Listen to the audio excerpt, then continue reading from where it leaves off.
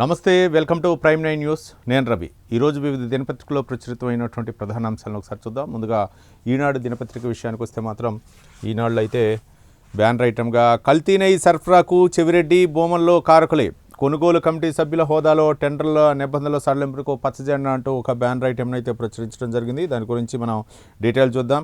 ఇక కన్వీనర్ హాజరు కాని సమావేశంలో ఏకపక్షంగా నిర్ణయం, డైరీల్ని 2 ఏళ్ల పాటు ఎంపానల్ చేయాలనే సూచన బేఖాతరు. ఆ నిర్ణయాలతోనే తిరుమల తిరుపతి దేవస్థానంలోకి కల్తీ నెయ్యి సరఫరా సంస్థల చొరబాటు విశ్రాంతి ఐఏఎస్ దినేష్ కుమార్ కమిషన్ నివేదికలో వెల్లడైనట్లు తెలుస్తుంది. మొత్తానికైతే మాత్రం సుబ్బారెడ్డి ఒక పక్క, అనిల్ కుమార్ సింఘాల్ మరి ఒక పక్క ఈవోగా, అలాగే ధర్మారెడ్డి మరో పక్క, వీళ్ళిద్దరి పేర్లు కూడా దినేష్ కుమార్ కమిషన్లో అయితే మాత్రం వెల్లడైనట్లు తెలుస్తుంది.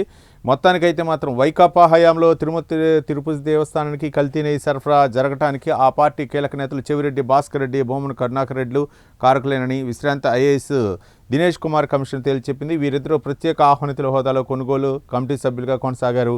అంతకుముందు వరకు కూడా పటిష్టంగా ఉన్న నెయ్యి సరఫరా టెండర్ల నిబంధనల సడలింపుకు వీరే తొలుత మాత్రం దానికి అంకురార్పణ చేసినట్లు తెలుస్తుంది. మొత్తానికైతే మాత్రం ఒక పక్క వైవి సుబ్బారెడ్డి, తర్వాత అనిల్ కుమార్ సింఘాల్, తర్వాత మాత్రం వీళ్ళ పేర్లు కూడా వచ్చింది. మరి మొత్తానికైతే మాత్రం కల్తీ నెయ్యి వ్యవహారం అయితే మాత్రం రిటైర్డ్ ఐఏఎస్ అధికారి దినేష్ కుమార్ కమిషన్ అయితే మాత్రం దీనిలో ఒక వీళ్ళ పేర్లు కూడా చేర్చడం జరిగింది. మొత్తానికైతే మాత్రం ఇది ఒక తీవ్ర ప్రకంపన చూస్తుంది. మరి దీన్ని కేసు ఏ విధంగా ముందుకు తీసుకెళ్తానని చేస్తుంది. మరొక ఆసక్తికరమైనటువంటి విషయం చూద్దాం. బహుసంతాన ప్రాప్తిరస్తు అంటూ ఒక బ్యానర్ ఐటమ్ చూస్తాం. ఆగస్టు 15 నుంచి పాపులేషన్ మేనేజ్మెంట్ పాలసీ అమలుకు ప్రభుత్వం కసరత్తు. ఏటా 50,000 జంటలకు ఉచితంగా ఐవీఎఫ్ సౌకర్యం. ప్రతి నెల 4వ శనివారం పిల్లలే సంపద గ్రామ సభలు అంటూ ఒక కథనాన్ని అయితే ప్రచురించడం జరిగింది. దానికి సంబంధించినటువంటి డీటెయిల్స్ చూద్దాం. ఇక సీఎం పర్యవేక్షణలో స్క్రీనింగ్ కమిటీ పాపులేషన్ మేనేజ్మెంట్ పాలసీని ప్రతిష్టాత్మక తీసుకున్న ముఖ్యమంత్రి చంద్రబాబు ప్రాజెక్టు పనితీరును ప్రత్యక్ష పర్యవేక్షణ చేయడంతో పాటు జిల్లాల పర్యటనలకు సిద్ధమవుతున్నారు. వ్యూహాత్మక పర్యవేక్షణకు సీఎం అధ్యక్షతన అత్యున్నత స్క్రీనింగ్ కమిటీ ఏర్పాటు చేస్తారు. కీలక శాఖలతో సమన్వయం కోసం ప్రభుత్వ ప్రధాన కార్యదర్శి అధ్యక్షతన జనాభా స్థిరీకరణ టాస్క్ ఫోర్స్ పనిచేస్తుంది. రాష్ట్ర, జిల్లా, మండల స్థాయిలో సమన్వయానికి వైద్య ఆరోగ్య శాఖ కార్యదర్శి ఆధ్వర్యంలో ఆరోగ్యాంధ్ర జనాభా నిర్వహణ మిషన్ కార్యకలాపాలు చేపడుతుంది. ఐటీ శాఖ పరిధిలో డేటా విశ్లేషణ, డాష్బోర్డ్ నిర్వహణ, సూచనల రూపకల్పన. కలెక్టర్లు ప్రతి నెల జిల్లా స్థాయిలో, తహసీల్దార్లు ప్రతివారం మండల స్థాయిలో సమన్వయ కమిటీ సమావేశంలో ప్రాజెక్టుల సమర్థ అమలుకు చర్యలు తీసుకుంటారు. కీలక శాఖల పర్యవేక్షణలో లక్ష్యాలు చేరుకునేలా ప్రణాళిక అమలు చేస్తారు. అలాగే పనితీరు ఆధారంగా సచివాలయాల ప్రోత్సాహకాలు, ఆరోగ్యాంధ్ర పురస్కారాలు అందజేస్తారు. మొత్తానికైతే మాత్రం జనాభా పెరుగుదలకైతే మాత్రం ఏపీ ప్రభుత్వం కొంత ప్రచారాన్ని అయితే నిర్వహించాలని చెప్పేసి కమిటీలు జిల్లా అలాగే మండల కమిటీలను ఏర్పాటు చేసి దీన్ని చేసి ఎప్పటికప్పుడు రివ్యూ నిర్వహించాలని చెప్పేసి సీఎం చంద్రబాబు నాయుడు కూడా చెప్పడం జరిగింది. అంటే గతంలో ఆయనే తీసుకున్నారు, కొంచెం జనాభా నియంత్రణ ఉండాలా, ఒకరు హద్దు ఇద్దరు ముద్దు అని చెప్పేసి. ఇప్పుడైతే మాత్రం ముగ్గురు ముద్దు అనే విధంగా ఆయన ఈ మధ్య ఒక అవార్డు తీసుకున్నటువంటి ఎక్సలెన్స్ అవార్డు తీసుకున్నటువంటి బిజినెస్ ఎక్సలెన్స్ అవార్డు తీసుకున్న సందర్భంగా ఆయన కూడా జనాభాపై కొంచెం కీలకమైనటువంటి వ్యాఖ్యలు చేయడం జరిగింది. ఎందుకంటే పాపులేషన్ తగ్గిపోవడంతో యువత మాత్రం తగ్గిపోతుంది. కాబట్టి యువతే దేశ భవిష్యత్తుకు నాంది. కాబట్టి అలాంటిది గతంలో కూడా కార్పొరేటర్లు జీహెచ్ఎంసీ కార్పొరేటర్లు ఇట్లాంటి పరిధిలో అయితే మాత్రం ఎన్నికలకు అయితే మాత్రం ఇద్దరు పిల్లలు ఉన్న వాళ్ళకి, ముగ్గురు పిల్లలు ఉన్న వాళ్ళకి మాత్రం కార్పొరేట్ పదవులు ఇచ్చే సందర్భాలు లేవు. కాబట్టి దాన్ని ఒక నిబంధన చేశారు. దాన్ని ఈ మధ్యకాలంలో సడలించారు. ఎంతమంది ఉంటే వాళ్ళకు కూడా ప్రభుత్వ పథకాలు వచ్చే విధంగా, ఇద్దరుంటేనే పిల్లలకి ప్రభుత్వ పథకాలు వచ్చే విధంగా, ఇంకా ముగ్గురుంటే రాని, కానీ వాటన్నిటిని కూడా సడలించేస్తున్నారు. జనాభా అంటే యువత ఎంతమంది పిల్లలకంటే అంతమంది వాళ్ళ అవసరం.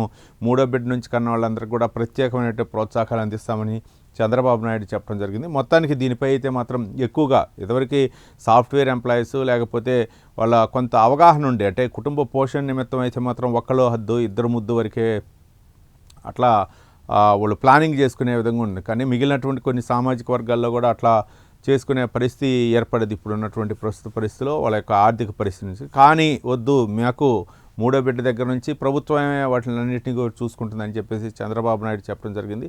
మొత్తానికి ఏపీ ప్రభుత్వం అయితే మాత్రం జనాభా పెరుగుదల కోసం అయితే ఒక కసరత్తు చేస్తుంది. మరోపక్క ఐవీఎఫ్ను కూడా ప్రభుత్వ ఆసుపత్రుల్లో ఏర్పాటు చేసి వాళ్ళకి సౌకర్యం అనమాట. 50,000 జంటలకు ఉచితంగా IVF. ఏంటంటే ఒకవేళ అంటే ఇద్దరి మధ్య భార్యాభర్తలకు గనక ఈ సంతాన సమస్యలతో బాధపడుతున్న వాళ్ళకి IVF ద్వారా వాళ్ళకి ప్రభుత్వ ఆసుపత్రుల్లో అందే విధంగా వాళ్ళకి సహకారాలు అందించే విధంగా అయితే మాత్రం ఏర్పాటు చేయాలనే ఉద్దేశంతో ప్రతి నెల 4వ శనివారం పిల్లలే సంపద గ్రామ సభలు నిర్వహించాలని చెప్పేసి ఏర్పాటు చేశారు.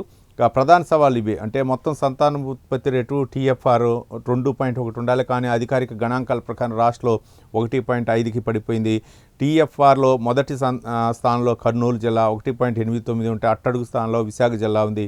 వృద్ధుల సంఖ్య పెరగడంతో పాటు మధ్య వయసు వారి సంఖ్య పెరుగుతూ సమాజం వృద్ధాప్య దశలోకి వెళ్తుంది. మధ్యస్థ వయసు 32.5 ఏళ్ళు, 60 ఏళ్ళు పైబడిన జనాభా 2036 నాటికి 19% ఉంటుందని అంచనా. మొత్తానికైతే మాత్రం వృద్ధులు ఇది కొన్ని దేశాల్లో చైనా అవ్వచ్చు, లేకపోతే జపాన్ అవ్వచ్చు, వృద్ధుల కొరత ఎక్కువగా ఉంది. వృద్ధులయ్యారు, యువత తక్కువైపోయారు. కాబట్టి దీన్ని నియంత్రించడం కోసం పిల్లలు ఎప్పటికప్పుడు కూడా యువత ఉంటేనే దేశ భవిష్యత్తు, కాబట్టి దానికోసమే చేస్తున్నాడు చెప్పేసి ఈ ప్రయత్నం అయితే మాత్రం సఫలీకృతమైంది. గతంలో సీఎం కూడా చెప్పడం జరిగింది, నేనే జనాభా నియంత్రణ కోసం పాపులేషన్ నియంత్రణ కోసం చాలా ప్రయత్నం, ఇప్పుడు మాత్రం జనాభా పెరుగుదలకు చేయాల్సినటువంటి పరిస్థితి వచ్చిందని చెప్పేసి సాక్షాత్తు సీఎంఏ చెప్పడం జరిగింది. రైట్. ఇక మరో అంశం వస్తే నిన్న డిప్యూటీ సీఎం పవన్ కళ్యాణ్ అయితే మాత్రం ఏపీ సీఎం ఇంటికి వెళ్ళి పలకరించడం జరిగింది. సైనస్ తీవ్ర సమస్యగా పరిణమించింది. యాక్షన్ సన్నివేశాల చిత్రీకరణలో తగిన గాయాలు ఇప్పుడు బాధిస్తున్నాయి. పరామర్శించేందుకు వచ్చిన చంద్రబాబుకు వివరించిన పవన్ కళ్యాణ్ ఈ మధ్య కాలంలో సైనస్ తోటి అయితే మాత్రం ఆయన సర్జరీ చేయించుకోవడం జరిగింది. చాలామంది పవన్ కళ్యాణ్ అభిమానులు అయితే మాత్రం దేవాలయాల్లో పూజలు చేయడం జరిగింది, త్వరగా కోలుకోవాలని. ఎట్టకేలకు ఒక 10 రోజుల తర్వాత అయితే మాత్రం సీఎం చంద్రబాబు నాయుడు స్వయంగా పవన్ కళ్యాణ్ ఇంటికి వెళ్ళి పరామర్శించడం జరిగింది. మొత్తానికి ఆపరేషన్ సక్సెస్ అయింది. ఆయన అయితే మాత్రం త్వరలో మళ్ళీ విధుల్లోకి వచ్చి ఆయన పరిపాలనా పరంగా ఆయన కర్తవ్యాన్ని అయితే ఆయన నిర్వర్తించే అవకాశాలు ఉన్నాయి. మొత్తానికి అయితే దీని గురించి చెప్పారన్నమాట. సైన్స్తో బాధపడుతున్న ఆపరేషన్ చేసుకోవడం జరిగింది అని చెప్పేసి. మొత్తానికి అయితే మాత్రం పవన్ కళ్యాణ్ ఈ మధ్యకాలంలో ఒక 10 రోజుల తర్వాత అయితే మాత్రం పవన్ కళ్యాణ్తో ఉన్నటువంటి ఫోటో దొరకటం ఇదే అరుదనమాట. ఆయన ఇంటికి వెళ్ళి ఫోటో దిగటం. మరో పక్క పవన్ కళ్యాణ్ డైరెక్ట్గా అనమాట, అంటే ఆసుపత్రిలో సర్జరీ చేయించుకున్నా కానీ ఎక్కడా కూడా ఫోటో రాని పరిస్థితి. కాబట్టి ఒక 10 రోజుల తర్వాత పవన్ కళ్యాణ్ ఫోటో బయటికి రావడం జరిగింది. మొత్తానికి అయితే మాత్రం తిరుమల కల్తీ లడ్డు వ్యవహారంలో కూడా సిట్టు విచారణ జరిపే అవకాశం ఉంది. ఇది ఈనాడులో ఉన్నటువంటి ప్రధాన అంశాలు. ఇక మరో దినపత్రిక విషయానికి వస్తే మాత్రం సాక్షి దినపత్రిక వస్తే మాత్రం అన్నీ కూడా ప్రభుత్వానికి వ్యతిరేకంగా ఉంటాయి. చూద్దాం వాటికి వ్యతిరేకంగా ఏముంటాయి. స్వామికే శటగోపం, అయినోళ్లకు కోట్లు ప్రసాదం అంటూ ఒక బిగ్ బ్యానర్ ఐటమ్ అయితే ప్రచురించడం జరిగింది. ఆలయాల సొమ్మును యథేచ్ఛగా కొల్లగొడుతున్న సర్కారు పెద్దలు. ప్రభుత్వ పెద్ద బంధువు సంస్థకు 7 ఆలయాల్లో పారిశుద్ధ్య పనులు 2 ఏళ్లలో 100 కోట్లు చెల్లించేలా ఒప్పందం. టెండర్ నిబంధనలు అనుకూలంగా మార్చి ఏడాది క్రితమే కట్టబెట్టిన వైనం. ఇప్పుడు అదే సంస్థకు మరో 15 ఆలయాలు అప్పగించేందుకు రంగం సిద్ధం. త్వరలో ఉమ్మడిగా టెండర్లు నిర్వహించేందుకు కసరత్తు. ఫలితంగా మరో 100 కోట్లు ఆ సంస్థకు చెల్లించే దిశగా అడుగులు. ఇందులో సగానికి సగం మిగులుతోందంటున్న అధికార వర్గాలు. ఇటీవలే ఆయా ఆలయాల ఈవోలతో దేవాదాయ శాఖ కమిషనర్ సమావేశం. గత ప్రభుత్వం తరహాలో ఒక్కో ఆలయానికి ప్రత్యేకంగా టెండర్ పిలవటమే వేలంటున్న నిపుణులు. పనుల పర్యవేక్షణ నాణ్యత మెరుగవుతుందని సూచన. చంద్రబాబు సర్కారు తీరుపై భక్తజనం మండిపాటు అంటూ ఒక అంటే పారిశుద్ధ్యానికి సంబంధించినటువంటి కాంట్రాక్టు ఒక్కొక్క దేవాలయానికి ఒక్కొక్క సంస్థకు అప్పచెబుతుంటారు. కానీ కొన్ని దేవాలయాలన్నిటికి కలిపి ఒకే సంస్థకు అప్పచెప్పడం, దానికి ప్రభుత్వ పెద్దల హస్తం ఉంది. అంటే ముఖ్యంగా కూటమి ప్రభుత్వ పెద్దల హస్తం ఉంది కాబట్టి ఒక్కళ్ళకే అప్పచెబుతున్నారు. దాని మీద ఒక కరెక్ట్ పాలసీ అయితే లేదు. ఏ దేవాలయానికి ఒక్కొక్క సంస్థకు అప్పచెప్తే కొంచెం పారదర్శకంగా ఉంటుందని చెప్పేసి దీని యొక్క సారాంశం. ఏది ఏమైనా సరే మొత్తానికైతే మాత్రం ఆలయాల దగ్గర అయితే మాత్రం అన్నీ ఒకే సంస్థకు అప్పచెప్పడం అయితే మాత్రం తీవ్ర విమర్శలు చేస్తున్నారనేటటువంటిది ఆ యొక్క సారాంశం. ఇక సింగిల్ బెడ్ కేస్ ఆస్మీదా సంస్థకు 10 ఏళ్ల పాటు జీజీహెచ్లో క్యాత్ ల్యాబ్ పీపీపీ సేవల కాంట్రాక్టు. ముఖ్య నేతల సతీమణి సిఫార్సు చేసిన ఈ సంస్థకు ఇప్పటికే పలు జీజీహెచ్లో కేటాయింపంటూ ఒక బ్యానర్ ఐటమ్ అయితే చూసింది. కాకినాడ జీజీహెచ్కు 7 కోట్లతో క్యాత్ ల్యాబ్ సమకూర్చిన గత ప్రభుత్వం. ఈ సేవల ద్వారా అక్కడ ఆరోగ్యశ్రీ నుంచి నెలకు 30 లక్షలకు పైగా ఆదాయం. అయితే అస్మదీయ సంస్థ జీజీహెచ్కు చెల్లించే ఫెసిలిటీ ఛార్జ్ 3 లక్షలు అంటూ కథనాన్ని అయితే ప్రచురించడం జరిగింది. అదే సంస్థకు 2018లోనూ 10 ఏళ్ల పాటు పలు జీజీహెచ్ల క్యాత్ ల్యాబ్లు అంటూ ఒక కథనాన్ని అయితే మొత్తం దానికి సంబంధించినటువంటి ఒక సారాంశాన్ని మనం చూద్దాం. వడ్డించేవాడు మనోడైతే అన్నట్లుంది రాష్ట్రంలోని కాంట్రాక్టుల కేటాయింపుల తీరు. ఎన్ని నిబంధనలున్నా మనోళ్ళైతే ప్రభుత్వ పెద్దలు ముందు వెనక ఆలోచించకుండా అస్మీదే కంపెనీలకైతే మాత్రం పీపీపీ ప్రాజెక్టుల రూపంలో ప్రజా సంపదను దోచిపెడుతున్నారు. వైద్య వర్గాల్లో ఇప్పుడు తీవ్ర చర్చనీయాంశంగా మారిన కాంట్రాక్టు కథాకామాంశి ఏమిటంటే 2014-19 మధ్య 10 ఏళ్ల కాలమరిమితో వైద్య శాఖలో కాంట్రాక్టులు కట్టబెట్టిన సంస్థలకు ఇప్పుడు మరో 10 ఏళ్లకు కట్టబెట్టేస్తున్నారు.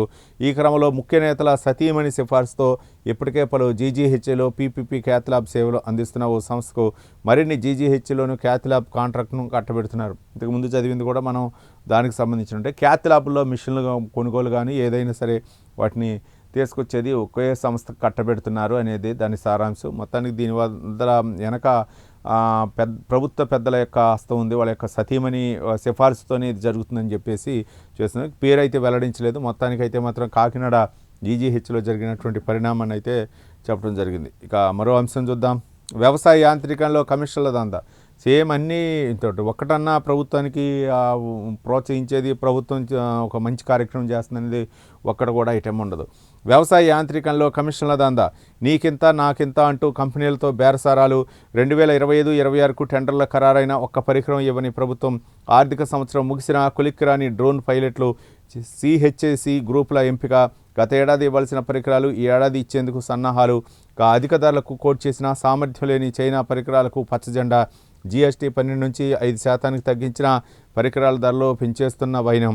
ఇక 80 కోట్ల వరకు దండుకునేందుకు పన్నాగం. మొత్తానికైతే మాత్రం వ్యవసాయ శాఖలో డ్రోన్ల ద్వారా అక్కడ పిచికారీ చేసేటటువంటి కార్యక్రమం అనమాట. లేకపోతే యూరియా కానీ అమ్మోనియా కానీ లేకపోతే ఏదైనా సరే ఎరువులు చల్లటానికి కోసం ఒక కొత్త ప్రయోగాత్మకంగా ప్రవేశపెట్టారు. ఆ డ్రోన్ల కొనుగోలు వ్యవహారంలో అయితే మాత్రం కమిషన్ల దందా జరుగుతుంది అని చెప్పేసి సాక్షి దినపత్రికలో ఒక బ్యానర్ ఐటమ్ అయితే ప్రచురించింది. మరి ఏంటి దాని కథా కమాంశి అంటే మొత్తానికైతే మాత్రం కమిషన్లో ఎక్కువగా దండుకుంటున్నారు కాబట్టి ఇంతవరకు కూడా అది కార్యరూపం దాల్చలేదు. కమిషన్లు ఇస్తేనే ఆ ప్రక్రియ ముందుకు పోతుందని చెప్పేసి చూడాలి. మొత్తానికైతే మాత్రం దానికి సంబంధించినటువంటి ఒక ఐటెం అయితే ఇచ్చేసింది. ఏదైనా సరే అంటే రైతులకు ఒక ఉపయుక్తకరంగా ఉంది. వాళ్ళ సబ్సిడీ మీద వాళ్ళకి ఇది ఇవ్వాలన్న ఉద్దేశంతో రాష్ట్ర ప్రభుత్వం అయితే మాత్రం దానికి శ్రీకారం చుట్టింది. డ్రోన్ల ద్వారా ఆ రైతులకు ఉపయోగకరంగా ఉంటుంది. కొంత సబ్సిడీ మీద లేకపోతే ఒక కమిటీలకి అప్పచెప్పేసి దీన్ని వ్యవసాయ యాంత్రీకరణ స్థిరీకరణ చేయాలనే ఉద్దేశంతో రాష్ట్ర ప్రభుత్వం చేసినటువంటి ప్రయత్నం. దాంట్లో అయితే మాత్రం కమిషన్లు కక్కుర్తి పడుతున్నారు అని చెప్పేసి ఇందులో ఒక అంశం అయితే మాత్రం ప్రచురించడం జరిగింది. ఇంకా మరో అంశం. పాలకులు ఎంచుకున్న ప్రభుత్వాలు ఇవి. ఎన్నికల ప్రక్రియ అపహాస్యం అంటూ కథనాన్ని చూడవచ్చు మనం. ఏపీలో ఈసీ లెక్కల ప్రకారమే 132% మంది ఓటు హక్కు వినియోగించుకున్నారు. మే 13 రాత్రి 2:15 17,19,482 ఓట్లు పోలాయి. ఇది ఎలా సాధ్యమో పాలకులు కానీ ఈసీ కానీ చెప్పడం లేదు. పౌరుని చంపకుండా పౌరసత్వాన్ని చంపడమే ఎస్ఐఆర్. ప్రముఖ రాజకీయ విశ్లేషకులు పరకాల ప్రభాకర్ వ్యాఖ్యానించినటువంటి వ్యాఖ్యలు చూడు కొంచెం ఈ మధ్యకాలంలో అయితే మాత్రం హాట్ టాపిక్ అవుతుంది. దానికి సంబంధించి దేశంలో ముఖ్యంగా మన రాష్ట్రంలో ఎన్నికల ప్రక్రియను పాలకులు అపహాస్యం చేసి ప్రజల అభిష్టానికి విలువ లేకుండా చేశారని ప్రముఖ ఆర్థికవేత్త రాజకీయ విశ్లేషకులు పరకాల ప్రభాకర్ అన్నారు. దేశం ప్రమాదంలో ఉందని, రానున్న రోజుల్లో స్వేచ్ఛగా మాట్లాడే రోజులు ఉండవని ఆయన ఆవేదన వ్యక్తం చేశారు. ఆంధ్రప్రదేశ్ అభివృద్ధి వికేంద్రీకరణ చర్చావేదిక ఆధ్వర్యంలో శనివారం అనంతపురంలో కేంద్ర రాష్ట్ర ప్రభుత్వాల పనితీరుపై కీలక చర్చలు అనే అంశంపై వేర్వేరు సదస్సులు జరిగాయి. జీఆర్ ఫంక్షన్ హాల్లో జరిగినటువంటి సంస్థ పరకాల ప్రభాకర్ హాజరై మాట్లాడినటువంటి అంశాలను అయితే మనం చూడవచ్చు. మొత్తానికైతే మాత్రం ఆయన ఈసీపై అయితే మాత్రం ఈసీ ఎన్నికల ట్యాంపరింగ్ జరుగుతుందని చెప్పేసి మరో పక్క ఎస్ఐఆర్పై కూడా అప్రమత్తంగా ఉండాలని చెప్పేసి ఆయన చెప్తున్నటువంటి అంశాలను అయితే మనం చూడవచ్చు. కానీ ఇది కొంచెం తీవ్ర చర్చనీయాంశమైంది. దీనిపై ఒక రౌండ్ టేబుల్ సమావేశంలో ఆయన అయితే మాత్రం కేంద్ర రాష్ట్ర ప్రభుత్వాల అయితే మాత్రం విమర్శలు గుప్పించడం జరిగింది. ఇక మరో అంశం. విద్యుత్ కోతలకు సాంకేతిక సాకులు. ముందస్తు చర్యలు చేపట్టడంలో చంద్రబాబు సర్కారు విఫలం. ట్రాన్స్ఫార్మర్లో కాలిపోవటం, ఫీడర్లో ట్రిప్ అవటమే కారణమంటూ తప్పించుకునే ప్రయత్నం అంటూ ఒక బ్యానర్ ఐటమ్ చూడవచ్చు. ఇది విద్యుత్ ప్రతి సంవత్సరం కూడా వేసవి వచ్చిందంటే చాలు విద్యుత్ అవసరం ఎక్కువ అవుతూ ఉంటుంది. అంటే ఎందుకంటే ఒక పక్క ఏసీలు కూలర్లు ఇవన్నీ కూడా ఆన్ చేస్తారు కాబట్టి ఒక విద్యుత్ ఉత్పత్తి ఎక్కువ అవసరం ఉంటుంది, విద్యుత్ వినియోగం ఎక్కువ ఉంటుంది. దానికి సంబంధించి వేసవిలో విద్యుత్ డిమాండ్ పెరుగుతుందని తెలిసినా అందుకు అవసరమైన ముందస్తు చర్యలు తీసుకోవడంలో చంద్రబాబు ప్రభుత్వం విఫలమైంది. దీంతో విద్యుత్తును సక్రమంగా అందించలేకపోతుంది. సాంకేతిక సాకులు చూపించి జనానికి కోతలు తప్పవని సంకేతాలు ఇస్తుంది. విద్యుత్ కోతలపై మంత్రి రవికుమార్ చేపట్టిన సమీక్షలో అధికారులు చెప్పిన సాంకేతిక కారణాలు దీనికి తార్కాణం. అధిక ఉష్ణోగ్రతల వల్ల ట్రాన్స్ఫార్మర్లు కాలిపోతున్నాయి. అకాల వర్షాల కారణంగా సమస్యలు తలెత్తి ఫీడర్లు ట్రిప్ అవుతున్నాయి. అందుకే విద్యుత్ సరఫరా నిలిచిపోతుంది అని విద్యుత్ శాఖ అధికారులు అయితే మాత్రం సమాధానం చెప్తున్నారు. ఇక రాష్ట్రంలో అనధికార విద్యుత్ కోతలు అమలు చేయడంపై సాక్షి కథనాలకైతే మంత్రి గొట్టిపాటి రవికుమార్ స్పందించారంట. సాక్షిలో వచ్చినటువంటి కథనానికి ఏంటంటే అసలు విద్యుత్ వినియోగంపై అయితే మాత్రం తప్పుడు అధికారులు చెప్తున్నారు అనే విధంగానే దీని సారాంశం. ఏది ఏమైనా సరే అంటే ముందస్తు చర్యలు తీసుకోవాలి, కానీ అట్లాంటివి తీసుకోలేదు. కాబట్టి మంత్రి గొట్టిపాటి రవికుమార్ సమీక్షా సమావేశంలో అయితే మాత్రం ఒక సాక్షి దీనిలో వచ్చినటువంటి ఒక కథనానికి ఆయన స్పందించారంట. మరి అధికారులకి ఎట్లాంటి ఆదేశాలు జారీ చేశారు, విద్యుత్ సమస్యలు రాకుండా. ఓ పక్క అకాల వర్షాల వల్ల అయితే మాత్రం ఫీడర్లు దెబ్బతింటున్నాయి, మరో పక్క అధిక ఉష్ణోగ్రతల వల్ల అయితే మాత్రం ట్రాన్స్ఫర్లో ప్రమాదాలకు గురవుతున్న ట్రాన్స్ఫార్మర్లు అది మంటలు వ్యాపిస్తున్నాయి. కొన్ని ఏమో అవి పనిచేయకపోవటం, రకరకాల పరిణామాలు జరుగుతున్నాయి. ట్రాన్స్ఫర్లో హీట్ ఎక్కువై ఉష్ణోగ్రత పెరగటం వల్ల అని చెప్పేసి అధికారులు చెప్పారు. కానీ ముందస్తు ప్రణాళిక ఉండాలి అని చెప్పేసి దీని సారాంశం. వేసవిలో దాదాపు 2 నెలలు కూడా బాగా ఉష్ణోగ్రతలు ఎక్కువగా ఉంటాయి. ఏప్రిల్ మే నెలలో అయితే మాత్రం. తర్వాత జూన్ నెలలో ఎక్కువగా వర్షాలు పడుతూ ఉంటాయి కాబట్టి అప్పుడు కొంత తగ్గేటటువంటి అవకాశం. ఈ 2 నెలలు అయితే మాత్రం విద్యుత్ అంతరాయం లేకుండా, ఇప్పుడైతే మాత్రం కొంచెం అంతరాయం కలిగేటటువంటి అవకాశాలు ఉన్నాయి. వీటి వలన విద్యుత్ సరఫరాలో అప్పుడప్పుడు ఒడిదొడుకులు ఎదురవుతున్నటువంటి నేపథ్యంలో ముందస్తు చర్యలు తీసుకోవాలని చెప్పేసి దాని సారాంశం. ఇంకా అర్హులపై వేటు, అనర్హులకు చోటు అంటూ మరొక కథనాన్ని మనం చూడవచ్చు.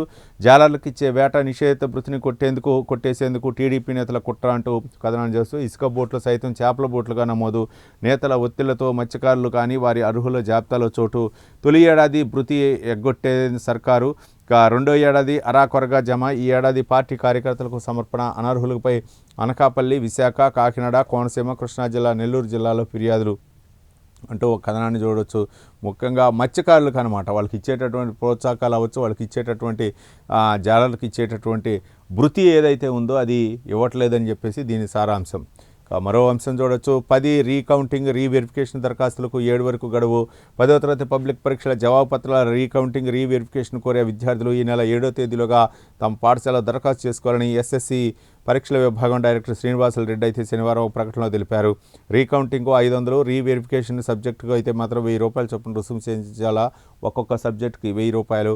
ఇంకా ఈ రుసుము చెల్లించాలని పేర్కొన్నారు. ఈ ఏడాది నుంచి జవాబు పత్రాలను రీవెరిఫికేషన్ కోసం పాఠశాల లాగిన్తో పాటు వాట్సాప్ గవర్నర్స్ మిత్రా ద్వారా డౌన్లోడ్ చేసుకోవడానికి అయితే మాత్రం ప్రభుత్వం అవకాశం కల్పించింది. అనంతపురం జిల్లా కూడేరు మండల పరిధిలో అరవకూరు చెరువు క్రాస్ వద్ద శనివారం రాత్రి బైక్ను బొలేరో ఢీకొట్టింది. వెంటనే పెట్రోల్ ట్యాంక్ పగిలి మంటలు చెలరేగాయి. ఈ ఘటనలో బైక్పై ప్రయాణిస్తున్న 2 యువకులు సజీవ దహనమైనట్లు కథనాన్ని అయితే ప్రచురించడం చాలా బాధాకరం. ఏది ఏమైనా సరే ఈ మధ్యకాలం అయితే మాత్రం ప్రమాదాలు ఎక్కువగా జరుగుతున్నాయి. అప్రమత్తంగా ఉండాలని మనం కోరుకుందాం.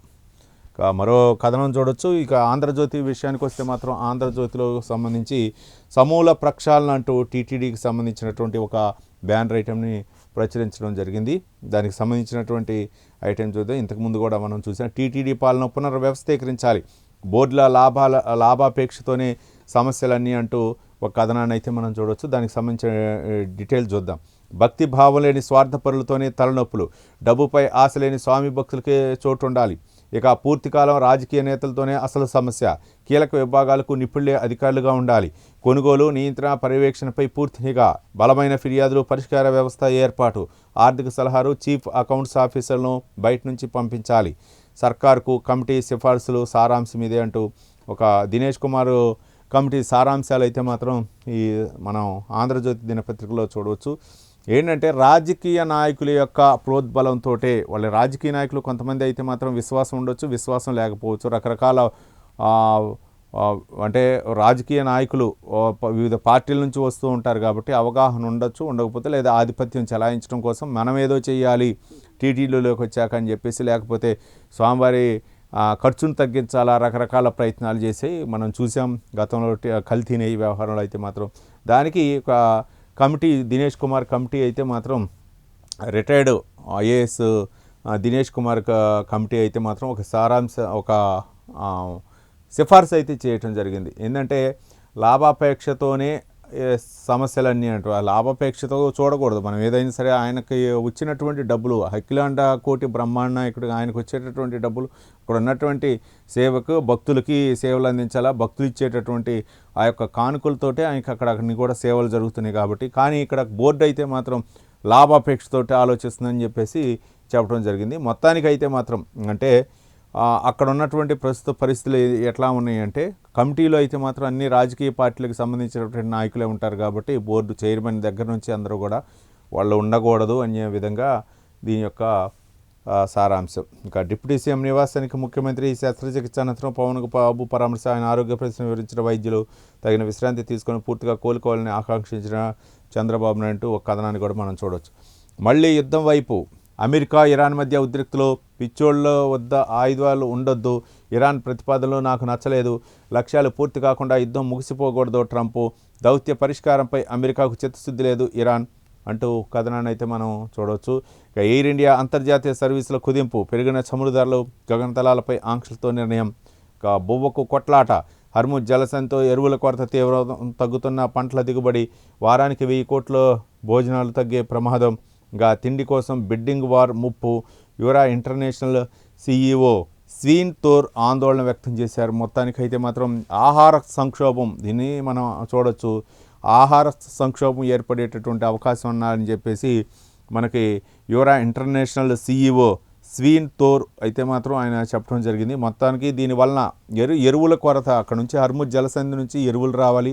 ఎరువుల కొరత వల్ల మాత్రం ఆహార ఉత్పత్తి తగ్గే అవకాశం ఉంది. దీంతో ఆహార కొరత ఏర్పడే అవకాశం ఉంది. కొట్లాట్లు రకరకాలైనటువంటి జరిగేటటువంటి అవకాశాలు ఉన్నాయి. మరి దీన్ని ఏ విధంగా అంతర్జాతీయంగా దీన్ని ఏ విధంగా ఎదుర్కొంటారనేది మనం చూడొచ్చు. మరో పక్క ఎయిర్ ఇండియా అంతర్జాతీయ సర్వీసులు కుదింపు. పెరిగిన చమురు ధరలు, గగనతలాలపై ఆంక్షలతో అయితే మాత్రం ఈ నిర్ణయం తీసుకుంది. యుద్ధం ఒక పక్క ఏమో డొనాల్డ్ ట్రంప్ యుద్ధం ముగిసిందని చెప్తారు, మరి పక్క ఏమో మళ్ళీ యుద్ధం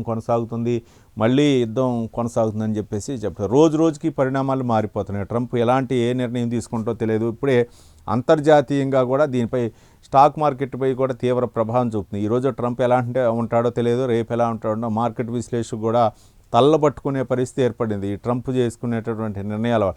ఇక్కడ కాదు, మన ఒక ఇరాను లేకపోతే మిగిలినటువంటి దేశాలకి ఏం తలనొప్పి కాదు, అక్కడ అమెరికాలో ఉన్నటువంటి ప్రజానికానికి కూడా తలనొప్పిగా తయారాడు. కాబట్టి ఇది ఒక పెద్ద సమస్యగా ఉంది.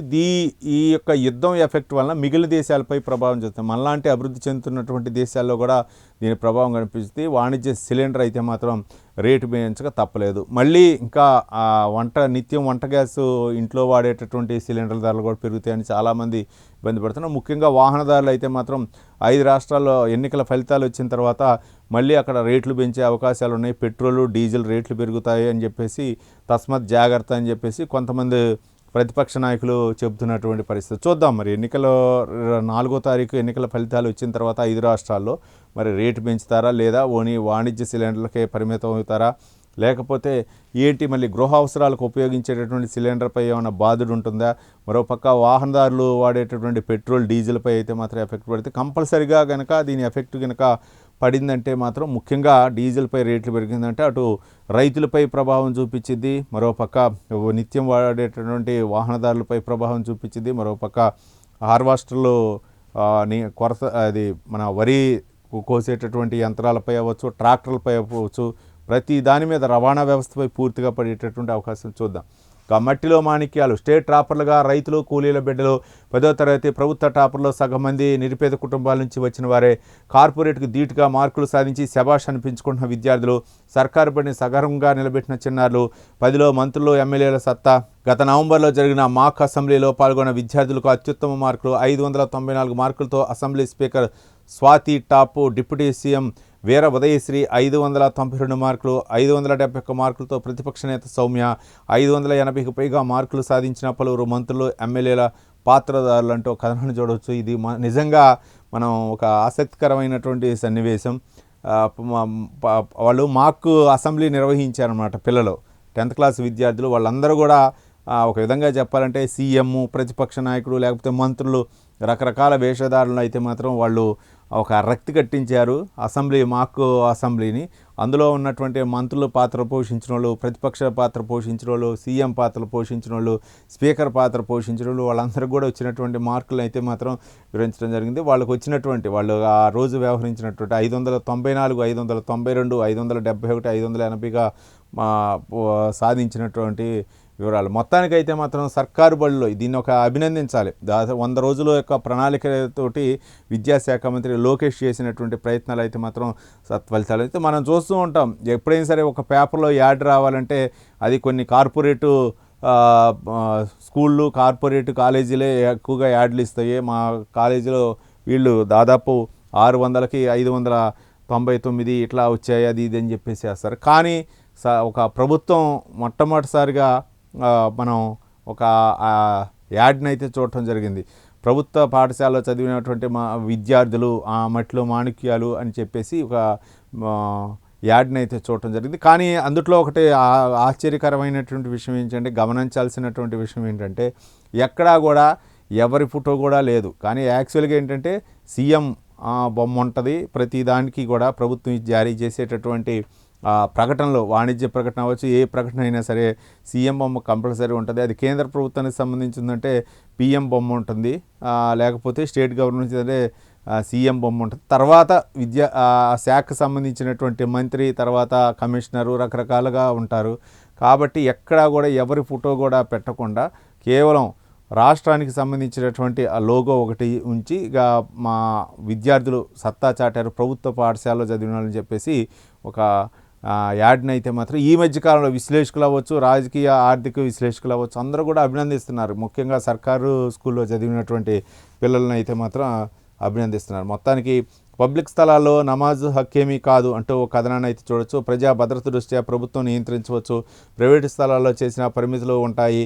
అలహాబాద్ హైకోర్టు తీర్పు, పోలీసింగ్ మూడో నేత్రంగా ఆర్టీజీఎస్ అంటూ ఉంది. ఇదొకటి మనం చూద్దాం. పబ్లిక్ స్థలాల్లో నమాజు హక్కేమీ కాదు, ప్రజా భద్రత దృష్ట్యా ప్రభుత్వం నియంత్రించవచ్చు, ప్రైవేట్ స్థలాల్లో చేసిన పరిమితులు ఉంటాయి. అలహాబాద్ హైకోర్టు ఇచ్చినటువంటి తీర్పు ప్రకారం అయితే మాత్రం పబ్లిక్ స్థలాల నమాజు వాళ్ళకి హక్కు ఏమీ కాదు, కానీ అది ప్రభుత్వం నియంత్రించు, ప్రభుత్వం చూసి చూడనట్టుగా వ్యవహరించాలి. ప్రభుత్వం అయితే మాత్రం ఇక్కడ కొన్ని చోట్ల చేయొచ్చు, కొన్ని చోట్ల చేయొచ్చు, లేదా మిగిలినటువంటి సామాజిక వర్గాలకి ఏమైనా ఇబ్బంది కలిగింది ఉంటే మాత్రం ఇట్లాంటి నిర్ణయాలు తీసుకోవచ్చు. కానీ రంజాన్ లేకపోతే ఇంకా ఏదైనా సరే వాళ్ళకి సంబంధించినటువంటి ఫెస్టివల్కి అయితే మాత్రం అవకాశాలు కల్పిస్తూ ఉంటారు. కానీ వేరే వాళ్ళకి ఇబ్బంది, మనం ఏదైనా సరే పూజా కార్యక్రమాలు కానీ ఏదైనా సరే నమాజ్ కానీ చేస్తుంటే ఎదుటి వ్యక్తికి ఇబ్బంది ఉండకూడదన్న ఉద్దేశంతో దానికి చెప్పింది. ఇక పోలీసు మూడో నేత్రంగా ఆర్టీజీఎస్, ఒక అదృశ్య కేసులో ఫోటోల ఆధారంగా గుర్తింపు, నేరాల కట్టడికి తోడ్పాటు, పోలీసుల పని సులభతరం చేస్తున్న సేవలు అంటూ ఒక కథనాన్ని చూడవచ్చు. వారు రేషన్ డీలర్గా కొనసాగరాదు, ప్రజాప్రతినిధులు లాభదాయక పదవుల్లో ఉన్న వారికి వర్తింపు, ప్రజాప్రతినిధిగా ఎన్నికైతే ఓ పదవికి రాజీనామా చేయాలి హైకోర్టు అంటూ ఒక కథనం. ఇక ప్రజాప్రతినిధులుగా ఉంటూ రేషన్ డీలర్లుగా కానీ లేకపోతే ఏజెన్సీలు నడపడం కానీ అట్లాంటివి చేయకూడదు. ప్రజాప్రతినిధిగా ఎన్నికైన తర్వాత మరి అది నామినేటెడ్ పదవా లేకపోతే ప్రజలతోటి ఓటు ద్వారా ఎన్నికైనటువంటిది అని మనకు చెప్పలేదు. దాని గురించి క్షుణ్ణంగా చూద్దాం. మొత్తానికైతే మాత్రం రేషన్ డీలర్గా అయితే మాత్రం ఒక రేషన్ డీలర్గా పై వేసినటువంటి కోర్టుకు అయితే మాత్రం ఒక హైకోర్టు చెప్పినటువంటి అంశం అన్నమాట మొత్తానికి. ఇక మరో దినపత్రిక విషయానికి వస్తే మాత్రం వెలుగు దినపత్రిక, చివరిగా వెలుగు దినపత్రికలో ఉన్నటువంటి అంశాలను మనం చూద్దాం. దళారుల గుప్పిట్లో వ్యవసాయ మార్కెట్లు అంటూ కథనాన్ని అయితే మాత్రం బ్యానర్ ఐటమ్గా వెలుగు దినపత్రిక చూడవచ్చు. మద్దతు ధర ప్రకటించి చేతులు దులుపుకుంటున్న కేంద్రం, ఇక కేంద్ర ప్రభుత్వంపై ఒక వ్యతిరేకత అయినటువంటి అమలు కాని మార్కెట్ ఇంటర్వెన్షన్ నామాత్రంగా మారిన ఈనాం, రాష్ట్రంలో ఏ పంటలకు దక్కని కనీస మద్దతు ధర, పల్లి, పసుపు, శనగ, మక్క, పొద్దుతిరుగుడు, జొన్న రైతుల ఇబ్బందులు, ఒక్కొక్కటి క్వింటాలకైతే మాత్రం 1000 వరకు నష్టపోతున్నటువంటి రైతులు చేశారు. వాళ్ళు అక్కడ ఒడ్లు కింద పోసి నిరసన వ్యక్తం చేస్తున్నటువంటి పరిస్థితి అయితే చూస్తున్నాం. సరైనటువంటి ఆరుగాలం కష్టపడి పండించినటువంటి రైతుకి ఒక్కసారిగా అనమాట, అంటే ఆయనకి రైతు అనేవాడికి ఎక్కడా కూడా లాభం అనేది ఉండదు, ప్రతి నెల ఇన్కమ్ వచ్చేటటువంటి పరిస్థితి ఉండదు. అవన్నీ మిగిలినటువంటి పాడి పరిశ్రమ అది వేరే విషయం. కానీ వరి అవ్వచ్చు, లేదా మక్కలు అవ్వచ్చు, లేకపోతే పత్తి, మిరప, లేకపోతే ఇంకేదైనా సరే పంట అవ్వచ్చు. ఆయన ఏంటంటే పెట్టుబడికి తెచ్చుకున్న దాంట్లోనే ఆయన తినటం, జీవనం వెళ్ళబుచ్చటం జరుగుతుంటుంది. పంట వచ్చిన తర్వాత మళ్ళీ వీటన్నిటి అప్పులు తీర్చడం ఇవన్నీ జరుగుతుంది. ప్రభుత్వం ఇచ్చే ప్రోత్సాహాన్ని సద్వినియోగం చేసుకోవటం, లేకపోతే బ్యాంకుల్లో లోన, లేకపోతే వాటిల్లోనే పిల్లల పెళ్ళిళ్ళు, పిల్లల చదువులు ఇవన్నీ కూడా రైతు వాటిలోనే చేసుకోవాల్సి ఉంటుంది. పెట్టుబడికి తీసుకొచ్చిన దాంట్లోనే రొటేషన్ అవ్వటం జరుగుతూ ఉంటుంది. ఇక అది కనుక అదృష్టం బాగుండి ఎక్కువ దిగుబడి వచ్చి ఇక రేట్ ఎక్కువ కనుక వస్తే మాత్రం అదృష్టం ఉండి బాగుండి అప్పులన్నీ తీరి సుఖ సంతోషాలతో ఉంటాడు, కొంచెం హ్యాపీగా ఉంటారు. కానీ ఆ పండించిన పంటకి ఒక్కసారి దిగుబడి ఎక్కువ వచ్చినా సరే పండించిన పంటకి మాత్రం గిట్టుబాటు ధర లేకపోతే ఈ విధమైనటువంటి కోత అంటే కడుపు మంట ఈ విధంగా ఉంటుంది. చూడండి, రోడ్డుపై పోసి నిరసన వ్యక్తం చేస్తున్నారు. ఇంకా మరో మొక్కలు కొనాలంటూ రైతుల ఆందోళన. మొక్కల కొనుగోలు వెంటనే చేపట్టాలని డిమాండ్తో శనివారం ములుగు జిల్లా మల్లంపల్లిలో రైతులు ఆందోళన చేపట్టారు. మార్కెట్ ద్వారా జిల్లాలో 4 సెంటర్లు ఏర్పాటు చేసినా ఎక్కడా మొక్కలు కొనటం లేదని, వర్షం వస్తే నిండా మునుగుతామని ఆవేదన వ్యక్తం చేశారు. ఆందోళనకు రైతు సంఘాలు, పార్టీలు మద్దతు ప్రకటించాయి. హైవేపై ధర్నా చేయడంతో గంటపాటు వాహనాలు నిలిచిపోయాయి. 25 రోజుల క్రితం సెంటర్లు ఏర్పాటు చేసిన లారీలు పంపకపోవడం వల్లే కొనుగోలు జరగటం లేదు. దీంతో చాలామంది రైతులు దళారులకు క్వింటాలకు మొక్కలను 1800 రూపాయలకే అమ్ముకుంటున్నారు. మొత్తానికైతే మాత్రం క్వింటాల్కి అధిక ధరకు అమ్ముకోవాల్సినటువంటి రైతులు ఈ ఇబ్బందులు పడలేదు. మరోపక్క వాటికి ఎన్ని రోజులని కాపలా కాస్తారు రోడ్డు మీద. కాబట్టి వర్షం వస్తే మాత్రం అసలుకే ఎసరు వస్తుందని ఎంతో కొంతగా అమ్ముకొని వాళ్ళు పడుతున్నటువంటి పాటలు వర్ణాతీతం. మరో అంశం చూద్దాం. రిటైర్మెంట్ బెనిఫిట్స్ కోసం 100 రోజుల్లో 6,000 కోట్ల రూపాయలు అంటూ ఒక బ్యానర్ ఐటమ్ని అయితే మనం చూడవచ్చు. సీఎం రేవంత్ రెడ్డిని కలిసినటువంటి సీఎం రేవంత్ రెడ్డి కృతజ్ఞతలు తెలిపిన ఉద్యోగ సంఘాల నేతలు రిటైర్మెంట్ బెనిఫిట్ కోసం 100 రోజుల్లో 6,000 కోట్లు. జూన్ 1 వరకు క్యాష్లెస్ హెల్త్ కార్డులు సీఎం రేవంత్ రెడ్డి వ్యాఖ్యానించినట్టు వ్యాఖ్యానించారు. ఫిట్మెంట్కు గ్రీన్ సిగ్నల్. ప్రభుత్వోద్యోగులపై వరాల జల్లు. ఉద్యోగ సంఘాలతో సుదీర్ఘ భేటీ. తక్షణమే పీఆర్సీ నివేదిక తెప్పించుకుంటారని హామీ. సీఎం సానుకూల ప్రకటనతో మే 5న ఉద్యమ కార్యాచరణ రద్దు. మాది ఎంప్లాయీ ఫ్రెండ్లీ ప్రభుత్వం అంటూ సీఎం వ్యాఖ్యానం చేసింది. ఒక పక్క పోలీసింగ్ ఫ్రెండ్లీ ప్రభుత్వం అంటారు, మరో పక్క ఏమో ఎంప్లాయీస్ ఫ్రెండ్లీ ప్రభుత్వం అంటారు. వాళ్ళపై ఏం చేస్తున్నారు? రిటైర్డ్ ఉద్యోగస్తులకి అయితే తీవ్ర ఇబ్బంది అవుతుంది. గతంలో కూడా బీఆర్ఎస్ ప్రభుత్వ హయాంలో కూడా రిటైర్డ్ బెనిఫిట్లకి ఒక ప్రకటన కూడా చేశాడు అప్పటి సీఎం కేసీఆర్. ఏంటంటే ఒక ఉద్యోగి రిటైర్డ్ అయ్యేటప్పుడు ఆ రిటైర్డ్కి సంబంధించినటువంటి సామాగ్రి అవ్వచ్చు, పీఎఫ్ అవ్వచ్చు, ఏవచ్చు ఒక బ్యాగ్ తోటి హ్యాపీగా వెళ్ళిపోవాలని చెప్పారు. తర్వాత ఆ డబ్బులు అవన్నీ లేవు. తర్వాత 2 సంవత్సరాలు ఎక్స్టెన్షన్ చేయడం, 62 సంవత్సరాలకి ప్రభుత్వోద్యోగుల్ని ఎక్స్టెన్షన్ చేయడం జరిగింది. ఎక్స్టెన్షన్ చేశాక 62 సంవత్సరాలకి రిటైర్డ్ అయినా సరే ఇంతవరకు డబ్బులు వాళ్ళకి కావలసినట్టు వాళ్ళు దాచుకున్న డబ్బులు అవ్వచ్చు, లేకపోతే అవన్నీ కూడా ఇప్పుడు ఇవ్వనే పరిస్థితి. ఈ మధ్యకాలంలోనే దాదాపు ఒక 1000 కోట్లు అయితే మాత్రం సీఎం రేవంత్ రెడ్డి విడుదల చేయడం జరిగింది. మరి వాటికి ఎక్కడ ఏ విధంగా ఇస్తారు ఏంటి అనేది ఇప్పటికే చాలామంది కూడా ఉన్నారు.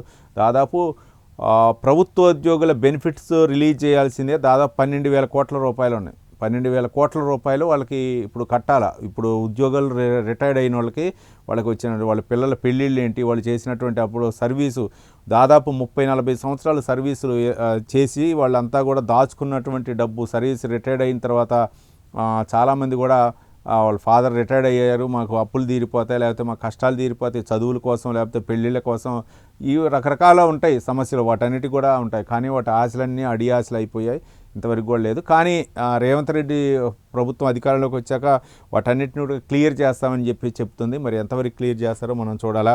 ప్రభుత్వోద్యోగులపై సీఎం రేవంత్ రెడ్డి వరాలు జల్లు కురిపించారు. ప్రభుత్వోద్యోగుల రిటైర్మెంట్ బెనిఫిట్స్ కోసం 100 రోజుల్లో 6,000 కోట్లు విడుదల చేస్తాం. తక్షణమే పీఆర్సీ నివేదిక తెప్పించుకొని బెనిఫిట్ ప్రకటిస్తామని, జూన్ 1 కల్లా హెల్త్ కార్డులు జారీ చేస్తామని ప్రకటించారు. ఎంతో కాలంగా పెండింగ్లో ఉన్న సమస్యలకు పరిష్కారం చూపేలా సీఎం ప్రకటన చేయడంతో మే 5న ఉద్యమ కార్యాచరణ ఉద్యోగ సంఘాలు రద్దు చేసుకున్నాయి. తెలంగాణ ఉద్యోగ సంఘాల JAC, Telangana employees joint staff council ప్రతినిధులతో జూబ్లీహిల్స్ తన నివాసంలో సీఎం సమావేశమై సుదీర్ఘంగా చర్చించారు. మనం అనుకున్న విషయాలు అయ్యే. మరి 6,000 కోట్ల రూపాయలు ఇచ్చేసి వాళ్ళు అయితే మాత్రం సమస్య పరిష్కరిస్తూ ఉన్నారు. మరో 25,000 కోట్లు రిస్ట్రక్చర్ అంటూ కథనాన్ని మనం చూడొచ్చు. త్వరలోనే కేంద్రానికి రాష్ట్ర ప్రభుత్వం ప్రతిపాదనలు. వడ్డీ భారాన్ని 11% నుంచి 7%కి తగ్గించుకునేలా కసరత్తు. ఓకే అయితే ఏటా మరో 5,000 కోట్ల రూపాయలు మరో ఊరట అంటూ ఒక కథనాన్ని అయితే మనం చూడవచ్చు. ఛత్తీస్గఢ్లో ఐఈడీ పేలుడు, 4 జవాన్ల మృతి. మందు పాత్రలను నిర్వీర్యం చేస్తుండగా పేలిన ఐఈడీ. మావోయిస్టు రహిత ప్రకటన తర్వాత తొలి ప్రమాదం అంటూ కథనాన్ని చూడవచ్చు. మరో అంశం, ఇది హైడ్రాకు సంబంధించినటువంటి అంశం. పేదల ఇండ్లు కూల్చట్లే, ఒకవేళ కనుక ఎఫ్టీఎల్ పరిధిలో ఉన్నవి కూల్చాల్సి వస్తే డబుల్ బెడ్రూమ్ ఇండ్లు ఇస్తాం. రంగనాథ్, హైడ్రా కమిషనర్ రంగనాథ్ చెప్పినటువంటి వ్యాఖ్యలు చూడవచ్చు. కోర్టు ఆదేశాలను గౌరవిస్తూనే విధులు నిర్వహిస్తున్నాం. హైడ్రాతో చెరువులను, పర్యావరణాన్ని కాపాడుతున్నాం. ఇప్పటికే 80,000 కోట్ల విలువైన 2,093 ఎకరాలను కబ్జాల నుంచి విడిపించినాం. మేం కాపాడిన భూములు ప్రభుత్వ ఆఫీసులు, స్కూళ్లకు ఉపయోగపడుతున్నాయి. బతుకమ్మకుంట ముమ్మాటికి చెరువే. ఫాతిమా కాలేజీ ఇష్యూ కోర్టు పరిధిలో ఉందని హైడ్రా కమిషనర్ వ్యాఖ్యానించినటువంటి వ్యాఖ్యలు. ఈ మధ్యకాలంలో ఆరోపణలు ఎక్కువయ్యాయి. మరి ఒక పక్క కొన్ని సమస్యలు అంటే హైడ్రా కూల్చివేసే సమయంలో కోర్టు పరిధికి వెళ్ళాక కోర్టు ఆంక్షలు ఉన్నా సరే కొన్ని కూల్చివేశాను కాబట్టి ఈ మధ్యకాలంలో హైకోర్టు అయితే ఆగ్రహం వ్యక్తం చేసినటువంటి అంశాలను కూడా మనం చూడవచ్చు.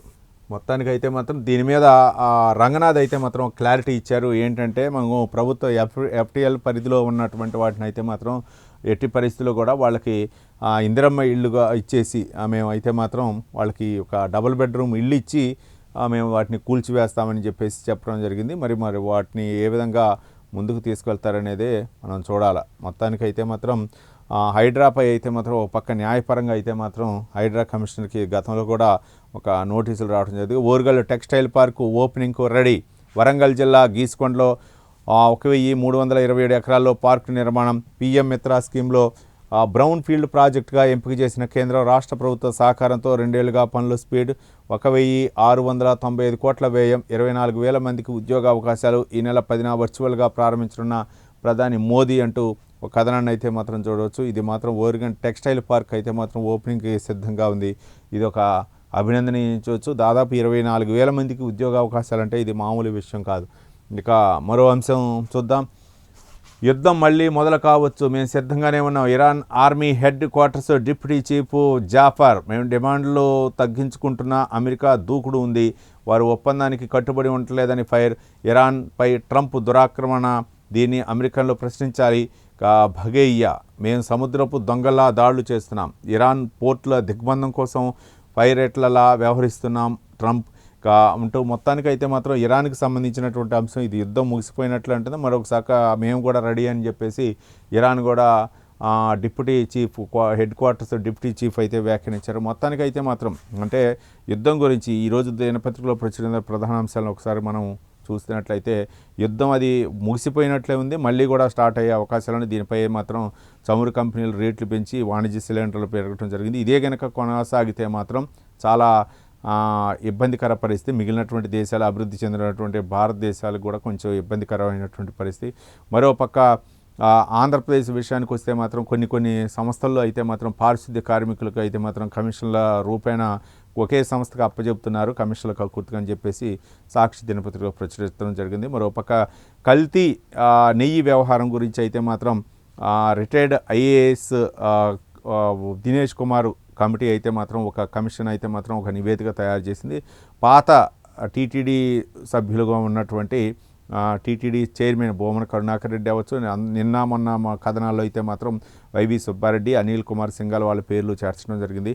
దానిపై కూడా మరి ఎలాంటి చర్యలు తీసుకుంటుంది అనేది మనం చూడాలా. మరికొన్ని అంశాల గురించి తెలంగాణ అంశానికి చూస్తే మాత్రం రిటైర్డ్ బెనిఫిట్స్ ఇస్తున్నాం వాళ్ళందరికీ కూడా అని చెప్పేసి 6,000 కోట్ల రూపాయలు అయితే మాత్రం సీఎం రేవంత్ రెడ్డి విడుదల చేస్తున్నామని చెప్పేసి చెప్పడం జరిగింది. మొత్తానికి ఇవన్నీ కూడా మరొక అంశం ఏంటంటే డ్రోన్ల ద్వారా పిచికారీ చేసేటటువంటి డ్రోన్లకు అయితే మాత్రం రైతులకు సంబంధించినటువంటి ఆ డ్రోన్లకి కూడా ఎక్కువగా అంటే వాటికి కొనుగోలు వ్యవహారంలో అయితే మాత్రం అవకతవకలు జరుగుతున్నాయని చెప్పేసి సాక్షి దినపత్రిక జరిగింది.